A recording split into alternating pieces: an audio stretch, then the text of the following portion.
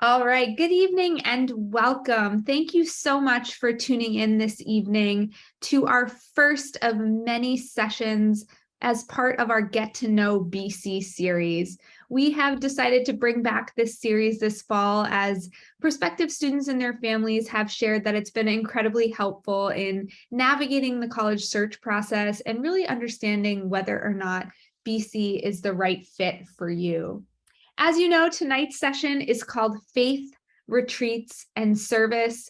And I think it is just the perfect topic to address on our first session because it really addresses the thing that I think makes Boston College incredibly distinctive. Certainly the thing that makes me incredibly proud to represent the university and to have graduated from Boston College as well. My name is Kayte Hager. I am an associate director of admission at Boston College. I've been working in the office for about 10 years, and as I said, I'm also an alum of the university. As you can see on the screen here, I'm also very grateful to be joined by 4 current Boston College students who are going to share a bit about their experience as it relates to faith, retreats, and service, and hopefully give you an idea of what that means for our student body every day on the BC campus. So before we get going, I want to have our students introduce themselves as well. Brendan, why don't you get us started? Yep, thank you, Kayte. My name is Brendan Piccione. I'm a senior in the Carroll School of Management, and I study information systems and business analytics with a second major in computer science in the Morrissey College of Arts and Sciences. And I am originally from Queens in New York City. Great, thanks, Brendan. Christine? Hi, guys. My name is Christine Lenahan. I'm from Scranton, Pennsylvania. Yes, like The Office. Yes, like Joe Biden. And I study English and philosophy as double majors in the Morrissey College of Arts and Sciences, and I'm a senior this year. Go ahead, Lauren. Hi, everyone. My name is Lauren Vanderslice. I'm a junior studying biology and also public health as a minor. I'm originally from Reno, Nevada. Very good. And Mallory? Hey guys, I'm Mallory Fitzhenry. I'm a double major studying biochemistry and also classics. I, like Lauren, have a minor in global public health and the common good. I'm also pre-med, and I am from Freehold, New Jersey, so Monmouth County. Very good. Thank you all. And as we get started here, I just want to point out at the bottom of your screen that there is a Q&A function. That's why we're going to go ahead and take your questions during this session. So feel free to start submitting them as early as right now. We'll make sure we address them as the session goes on. So as I mentioned, this session is all about faith, retreats, and service. And I think this is due largely in part to the fact that we are a Jesuit Catholic university. For those of you who aren't familiar with the Jesuit tradition, the Jesuits are an order of Roman Catholic priests who for centuries have been incredibly passionate about the values of education. And we were founded by a small group of these priests, originally opened 150 plus years ago to serve the sons of Irish immigrants who had settled in Boston and had no access to higher education. So we were opened on this basis of inclusion, diversity of thought, dialogue, conversation, and again, providing an educational opportunity for these young men.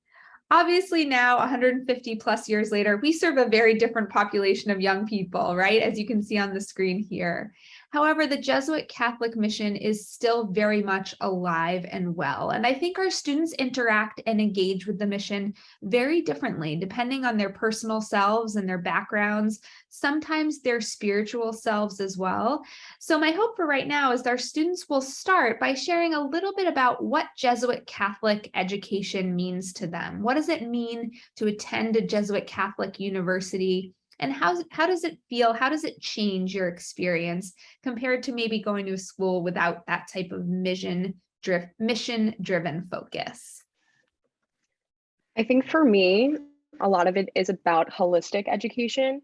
So really learning from every type of area of knowledge, but also meeting other people with similar interests. Just being in a like-minded community helps motivate me and helps keeping me centered towards my goals, while also mediating a faith-based part of my life, which is really important to me personally. Yeah, I think to add on to that, I'm a non-Catholic student here on campus, so coming to a Jesuit Catholic university was, a point of possible apprehension between me and my family.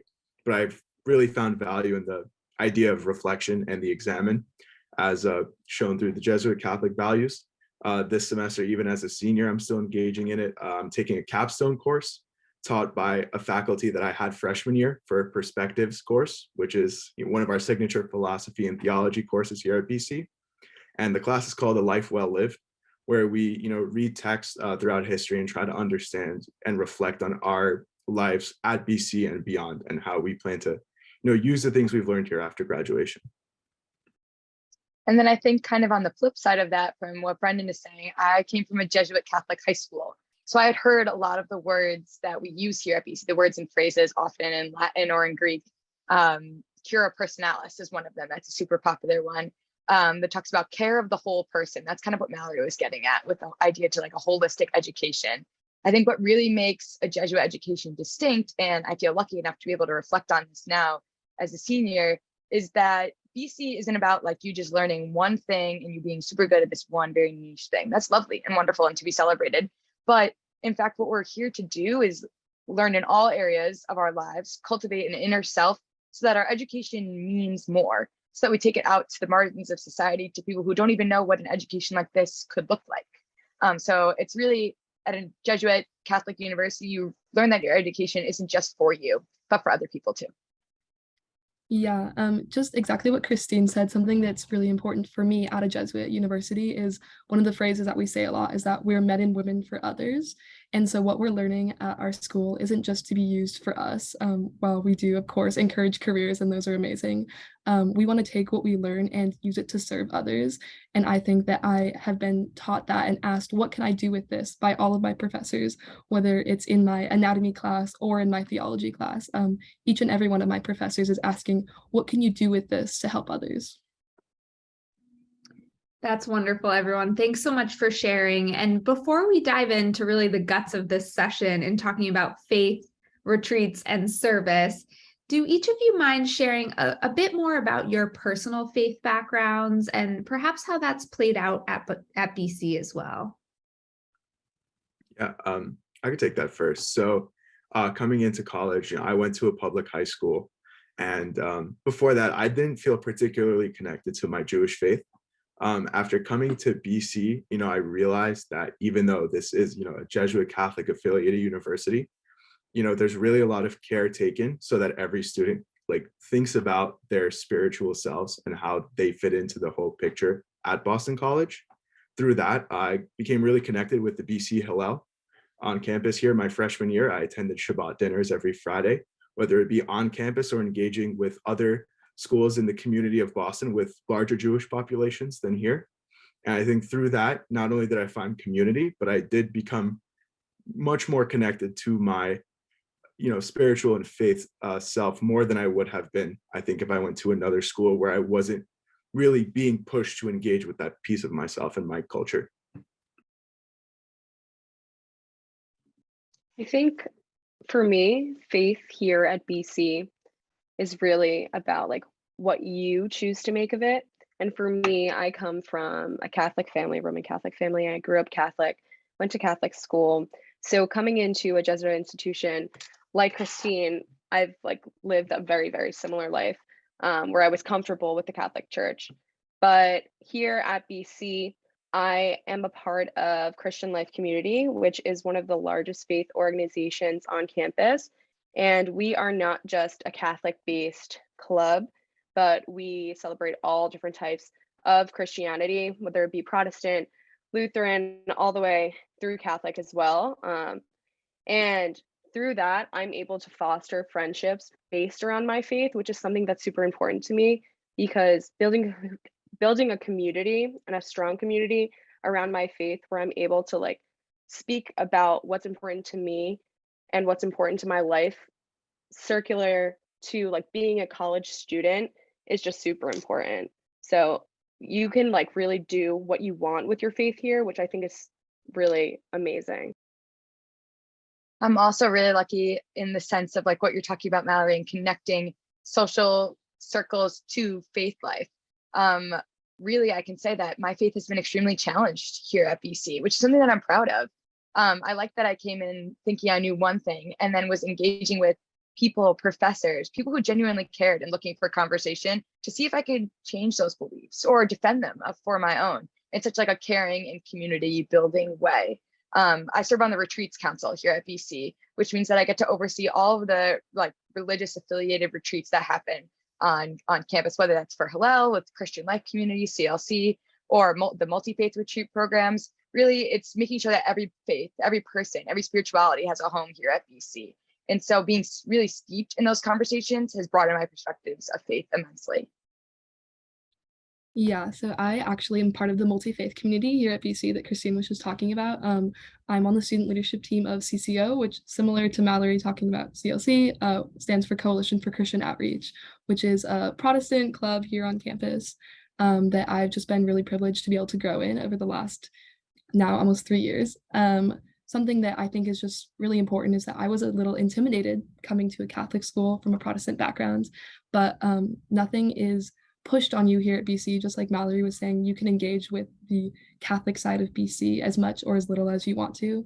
One example is that at the beginning of each academic year, we have the Mass of the Holy Spirit, which is like an introduction to the year, just to get like a kickoff party for the year, but it's a Mass. And we have the classes off during the time that the Mass is offered to encourage students to go, but you're not forced to. Attendance is not mandatory. But I decided that if I'm going to a Catholic school, I should engage with that at least once. And so I've gone the last 2 years, and it's a really special experience.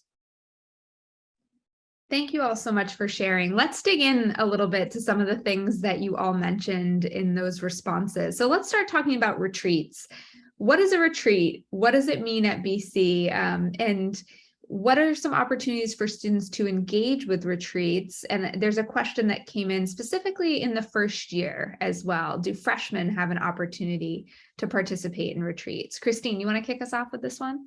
Yeah, I would love to. Retreats is something that I'm really passionate about here at BC. I studied abroad last semester, and so I was with a lot of people who had no idea what a retreat was. And the most basic way I could describe it to them was you go away, you learn something new, and then you come back. But really what a retreat is the going away part. Sometimes that's for 45 minutes to a part of campus where you're able to sit, reflect on your day. If in a program like Pause and Pray, which is a retreat-esque mini retreat program that we offer here, free dinner, get to listen to some good music and reflect on your day. It's a wonderful thing to do on a Monday. You learn something new. Whether that be through a long-term retreat, whether that's like going away for an overnight to one of BC's beautiful retreat centers, whether that's in Dover, Massachusetts. We have another one called Rolling Ridge. They're absolutely lovely facilities there where you get to be away from campus, kind of break what we call the BC bubble. And again, come together in community. First, based in the fact that we're all BC students. We share the common experience of walking on the quad, studying in the library. But what's more is that we all are human beings experiencing the same thing and get to recognize that humanity in one another. Those are also key places, those late night conversations in like a new place, or maybe you have a new roommate in one of these locations that are kind of exploratory of your faith and your personhood, who you really are.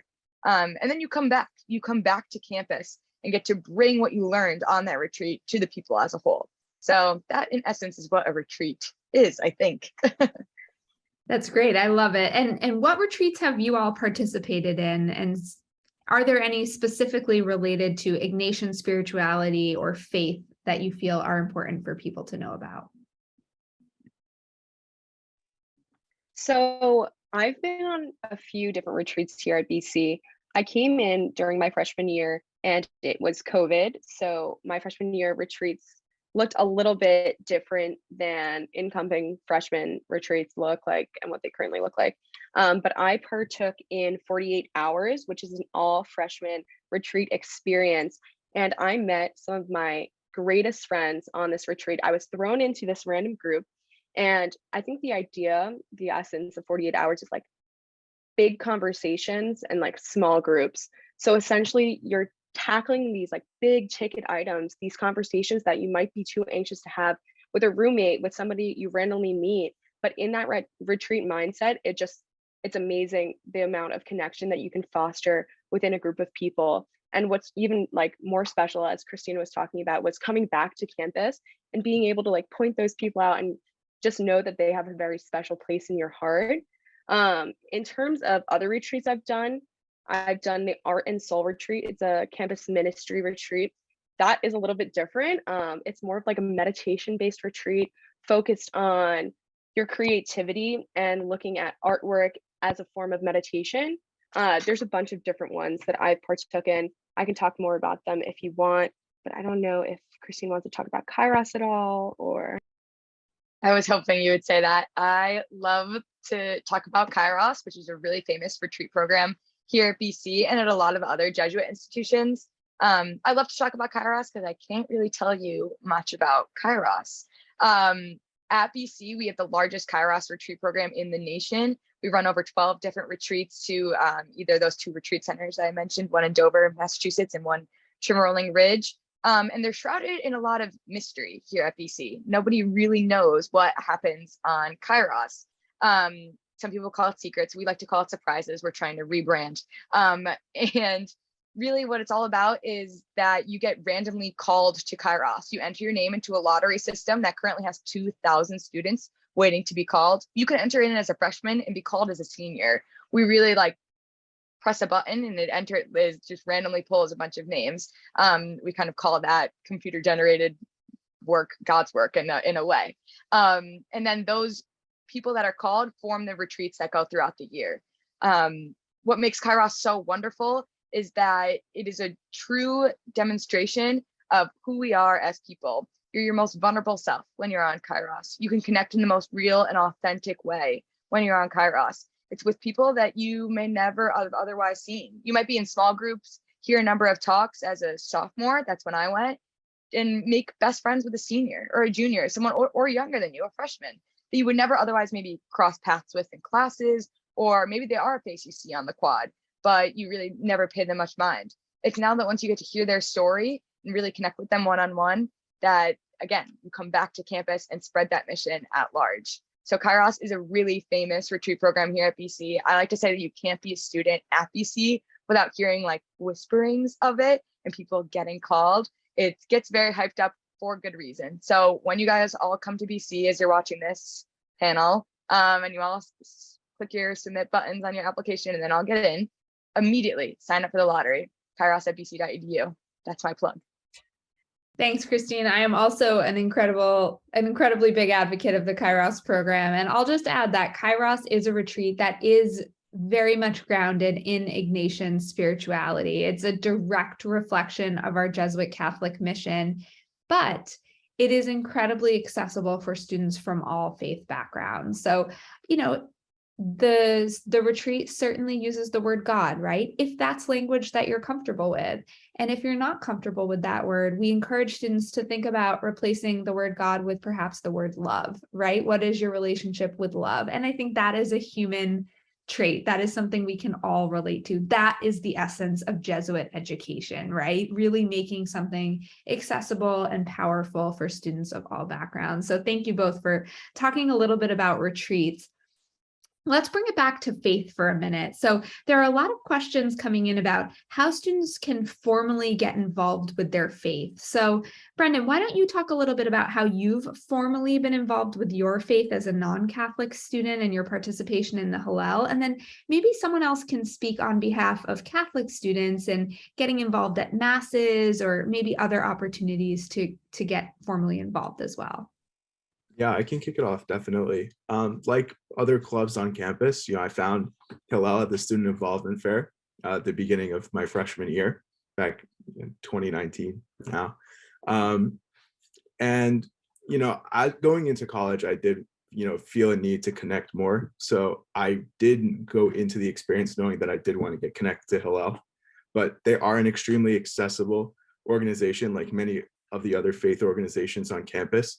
Campus ministry does a good job trying to, disseminate information on all of them.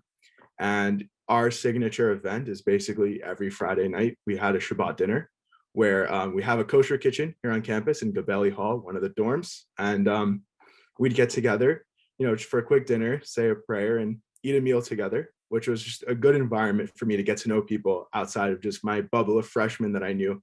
And on top of that, I brought some of my friends who were, not familiar with the Jewish faith to the event with me, so that they also got a taste of, what it was like in other cultural and spiritual organizations here on campus. Additionally to that, we have a multi-faith chapel here on campus where we have service for Rosh Hashanah, Yom Kippur, and the other holy holidays. So although we did go off campus to meet with the other colleges as part of the Hillel Council of New England, which includes BU, Northeastern, Emerson, and I believe a couple other schools, Tufts, I know is included in that as well. We do have facilities here on campus for us to practice, which I was not expecting going to a Jesuit Catholic university. That's great. Thank you so much, Brendan. Does anyone else want to speak on behalf of other faiths or perhaps a Catholic student as well? Yeah, I can talk a little bit about that. So I know that there was a question that came in a little bit earlier. It says that it was answered. Are students allowed to become lectors at masses? And just in general, how can we get involved as students, as Catholic students in our churches here on campus? So there are, I think, 3 or 4 different churches or chapels here on our campus between main campus, lower campus, and Newton. And so we are constantly looking for people to help us out at Mass. So it's very, very easy to get involved in terms of lecturing, things like that. I know campus ministry is constantly looking for people. They're constantly sending out emails to the student body and even just like hanging out after Mass, waiting for students to come up to them. I actually lecture at a few Masses a year. And I also, my freshman year, was a part of LAG, which is Liturgy Arts Group, which is a student-run music group that performs at different Masses on Sundays. So if you have that interest or you want to sing, you want to play a musical instrument for Mass, you can also get involved that way. Great. Thank you both so much. Let's transition again and talk a little bit about the service piece and how that plays a role. Lauren, as you mentioned, a phrase that you hear used often on campus is educating people for and with others. And it's the simple idea that we hope our students use their education in service to the world in some way, right? And again, that means different things for different students. Most literally, it means we have a pretty active culture of service at BC. And I realize that service is not unique to Boston College, right? Any school you visit has service opportunities. But I think what makes our programs distinctive, which is again so important as you navigate this process, is something that we call reflection. Reflection is something that is very commonly thrown around at BC. It's something our students are very accustomed to, but it's the simple idea that not only do our students go out and do service work, but then they come back to campus and talk about the work they've done. What's the larger systemic issue? How does it impact you personally, your home community, your future vocation? Again, this commitment to dialogue and discussion is what drives society forward, right? And I think what makes our programs incredibly distinctive. So, Lauren, why don't you talk a little bit about your involvement with service and perhaps how it relates to the academic side of the house as well? Yeah, absolutely. This is one of my favorite things to talk about. So I saw a few questions asking about theology classes at BC and if there's a religious requirement for your classes. The answer is yes. Every student at BC has to fulfill the core, and part of the core is that you take 2 philosophy and 2 theology credits, classes, 12 credits total. You can go about that in different ways, but 2 of the most popular ways to fulfill those credits are freshmen take perspectives, which Brendan touched on, which is an academic philosophy and theology combined course, so 6 credits a semester in one class. But in my opinion, the best and most popular way is to take Pulse. Pulse is mostly offered for sophomores, but there is a lottery system for a few freshmen and a few juniors to get in every year. But what makes Pulse different from perspectives is that while it's still one class that gives you 6 credits a semester, combines philosophy theology core, you also do service outside of your academic work. So every student spends the first month or so of the year trying to find a community service partner that they're going to partner with for the entire year. So the Pulse program has this year 60 community partners that we partner with throughout Boston. that are going to take students on almost as interns for the entire year. So students spend the first month going on tours of these sites, speaking with the supervisors and the employees there, doing research, figuring out what's going to be a good match for them. These partners range in topic from after-school programs to homeless shelters to food pantries, even health clinics, pretty much any topic you could think of. We have a community partner match for that. So I took the course last year as a sophomore, absolutely fell in love, and I decided to apply to be on the Pulse Council. This Pulse Council is a group of 18 students who previously took Pulse, who are now kind of running the Pulse program. So we each manage about 4 community partners, and we act as liaisons between the students and the community partners, just kind of to guide students through the process. So students will go to class for their 3 hours a week. They'll have 1 hour of discussion, reflection with their classmates at the end of the week, which generally is taken up by students just talking about their service. In your class, most of your classmates are going to be serving at a different service site than you. So you're going to get to hear a lot of unique experiences from your classmates during those discussion sections. But you'll also spend about 12 hours a week serving at your community partner. That includes transportation. So on average, students spend about 8 to 10 hours of direct service each week. And you do that for the entire year. And that's just really special. Students come back full of so many questions about what's going on in the world, why the people that they're serving are experiencing these things. They come back ready with big ideas. How can we make this better? And students often even continue to serve with their community partner on their own beyond their year in the Pulse program, just because they've fallen in love with what their community partner is doing for the city. So Pulse is super special. If you have questions about it, please ask them. I could talk about it for hours. Thanks, Lauren. Definitely a program that is very specific to BC and a really cool one at that. Let's stay on the service thread. Where have you all served? What other types of service experiences have you had while at BC, either locally in the Boston area or perhaps more globally as well? I would love to talk about the service immersion programs run through campus ministry in particular. We have a number of service immersion programs where you get sent out into Boston, into areas of the United States, or into the world at large. Some of my most favorite ones, or that I haven't had the opportunity to participate in yet, include For Boston, which is a service immersion program where you're able to meet with your small group, do that thing that Kayte talked about, reflect, and then go out to a service organization in Boston to volunteer there. And then you guys all have this kind of communal experience of going as a group together and really immersing yourself beyond BC and into our larger Boston community.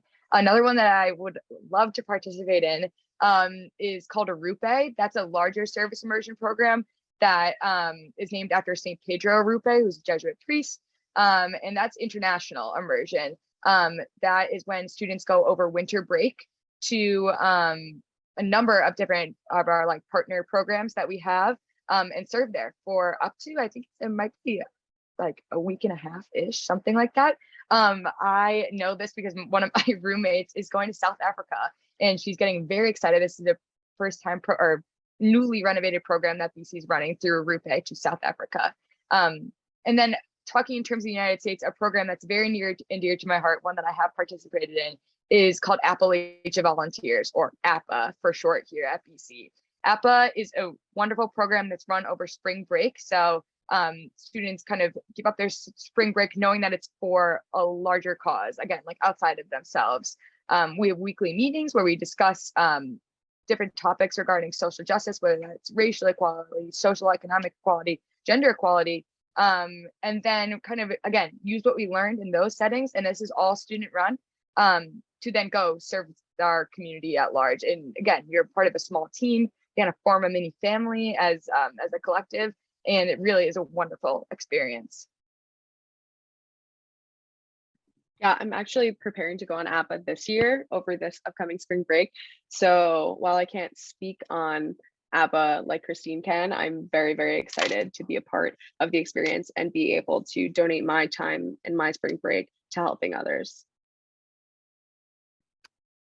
Thank you both. So there are a lot of questions coming in related to the theology requirement at BC. So as part of the educational experience, students participate in a core curriculum at Boston College, and that's a direct reflection of our Jesuit Catholic mission too, right? Coming back to that idea of cura personalis, which you've heard mentioned a couple of times today, educating the whole person. It's really our commitment to a modern day liberal arts education. It's something that our students get really excited about, something that often sparks a second major or a minor, or really the true beauty of education encourages students to completely change their mind, right? And discover a new academic passion. But part of the core requirements are participation in 2 theology and 2 philosophy courses during your time at BC. And as you heard mentioned by Lauren, there are a lot of kind of traditional ways to fulfill those requirements, and then some more progressive ways such as Pulse and Perspectives as well. So do some of you mind commenting on how you fulfilled these requirements and what those courses were like for you? Yeah, I can go first on that. So like I mentioned previously, my freshman year, I took a 12 credit 2-semester course, so 6 in each, called Perspectives on Western Culture, which is truly about the human condition and what it means to live a good life. We look at everything from the Bible to Jesuit scholars like Saint Ignatius, all the way back into philosophy. So we read Locke, we read Hobbes, and we read Aristotle, going back to ancient Greece. And it's truly a class where we learn about what it means to have virtue and what that progression has looked at throughout history, and how we can apply it to our own lives as we start our academic journey at BC and as we start our adult lives.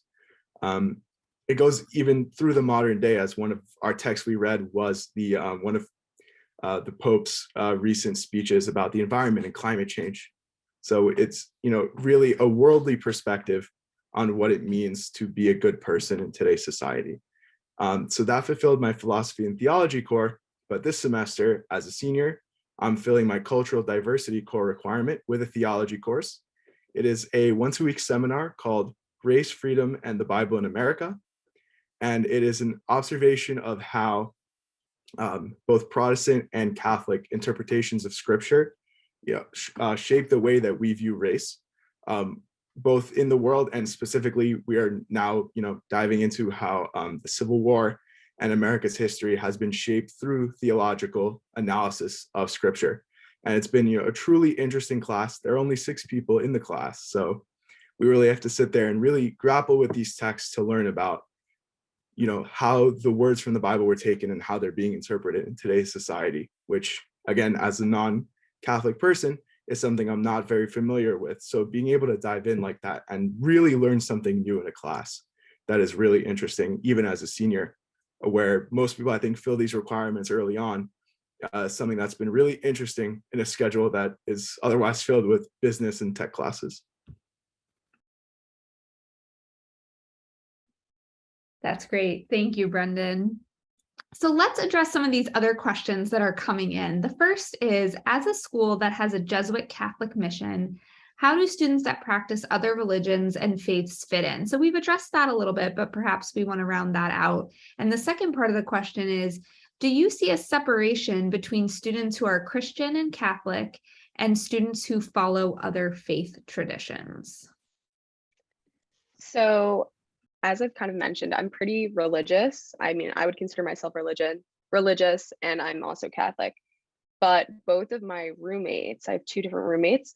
One is Jewish and one is Muslim, and they are my absolute best friends here. So I do not think at all that there is a divide between different religions. Just like how we are BC students, we are respectful of one another and we want each other to grow in faith, but also in personality, in ourselves. I mean, we're at college, we're at university to learn. We're here to learn about each other, but we're also here to learn about our own faith and what it means to us, not necessarily how it separates us. And I think that the Jesuit values really reaffirm that. Yeah, and I think to add on to that, I'll be really candid. I think, going to orientation was the first time in my life and my mother's life that I was ever in a mass. Beyond that, I've been told by some people I've met here that, I'm really the first Jewish person they've met, because they've gone, they've been in communities with Catholic or other Christian people their whole lives, and being able to teach others about my culture in a way that's fruitful for everybody involved is something that I've been, really excited to do here at BC. This past weekend, I was home for Rosh Hashanah, so I came back today with apples and honey and some traditional desserts, to share with my roommates. It's just a way for us to connect on another level, which I don't think you get at other schools, where people might not be as prompt to talk about their faith and their cultural backgrounds in a way that we do here at BC. That's great. And I think this is related. And Brendan, you just kind of alluded to this in that you attended Mass at orientation with your mom, but are there community masses where the entire student body is required to attend? And this student in their question poses specific holidays that perhaps students are required. And I see some heads shaking, no, there are not. But Christine, do you want to talk about the masses that are offered? I know Lauren mentioned the Mass of the Holy Spirit, but other opportunities for students who are interested in finding opportunities for Mass. Yeah, of course. There are a bunch of opportunities for finding time to attend Mass. Mass is never required of any student, but it is an option on the table. That being said, I do have a lot of friends who come from different faith backgrounds who are like, I like Mass because I like to meditate in the back, or just like the vibes in there. We're like, okay, sure, come along. The most beautiful church, in my opinion, that's on BC's campus is St. Ignatius. It's actually right next to or across the street from a really great ice cream place. So it makes a great Sunday evening, like Mass, quick ice cream, back to your dorm. It's perfect. Masses are masses are given oftentimes by Jesuit priests who really know how to speak to a student audience, if that makes any sense, especially in their homilies. It almost seems like they know that you're going through finals, or that you're stressed about your midterm exam, and can relate messages from whatever text they're reading to the homily and to the church as a whole. That being said, there are a variety of masses that are offered, especially during holidays. Sometimes like those increase. I know I'm a big fan of a Sunday night Mass at Ignatius. There's also some late Saturday afternoons, and during Lent, I'm pretty sure we offer one every single day. Now that might fluctuate now during the school year. I don't know if we still offer them every day. Is that correct? Someone want to follow me up on that? I think we do. We have daily Mass every single day. It changes location depending on who's giving Mass, but there is Mass every day if you want to attend. That's wonderful. Thank you both. And Lauren, you mentioned you're part of the multi-faith community at BC. Opportunities in a formal way to practice during the week as well? Absolutely. So I know each multi-faith group on campus operates a little differently, but at least for my group, we have our what we call large group gatherings on Thursday nights, and we meet in the multi-chapel that Brendan referenced. It's an amazing space for our multi-faith groups to use, but we kind of have an informal church service with like worship songs and a pastor who gives a message, and then small group discussion as well. So I know that a lot of students kind of use that as their church, but there are also plenty of students who go out into the greater Boston area on the weekends to engage in one of our local churches. That's great. And this last question here is something that I think we've touched on, but we'll just ask it directly again. So as a public high school senior who feels disconnected with their faith, specifically in this case, their Catholic faith, how can I hope to reconnect with my faith in college at BC and make connections and friendships? I know at the beginning of the year, specifically for freshmen during freshman move-in, there is a campus ministry tabling event that I know I tabled at. I think Mallory might have been there as well. And so that's like the perfect way for as soon as you move in, like if you're interested in connecting with your faith in any way, you can come to the event and look at all of the faith groups on campus, speak with them, ask questions, see what their schedules are like, and just see how you might want to engage in that. And just join something, just show up. Like Brendan was saying, you can definitely show up anytime. Christine was saying people just show up to Mass for the vibes, and I totally agree with that. So you can just show up to anything and just see how you like it. But yeah, as I think we've said, BC and faith is really what you want to make of it. You can engage as little or as much as you want. So it's really on you, but there's opportunities starting at the very first day of move-in for you to engage with that. That's great. A couple more questions coming in. Do any of these faith groups that you've all referenced that you're a part of participate in service specifically with your faith group? So CLC, which is Christian Life Community, which I talked about a little bit earlier, doesn't necessarily do service like directly on campus, but we're currently working on cultivating a week of service in November, right before Thanksgiving, which is going to be with like BC's community, basically going out to different soup kitchens and working with them in order to prepare for Thanksgiving. I know that that's just like a very specific event, but there are faith organizations like For Boston, which I know Christine was talking about a little bit earlier, also APA, who do service a lot more often and are more focused around that rather than necessarily around specific like faith, more so how your faith ties into your want to give for others. But there's a ton of different opportunities.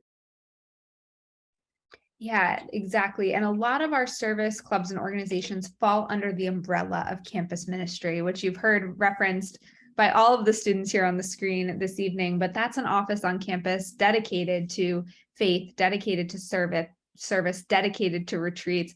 Really, that fosters the entire essence of this session on campus, right? And really makes it alive and really exciting for students at BC.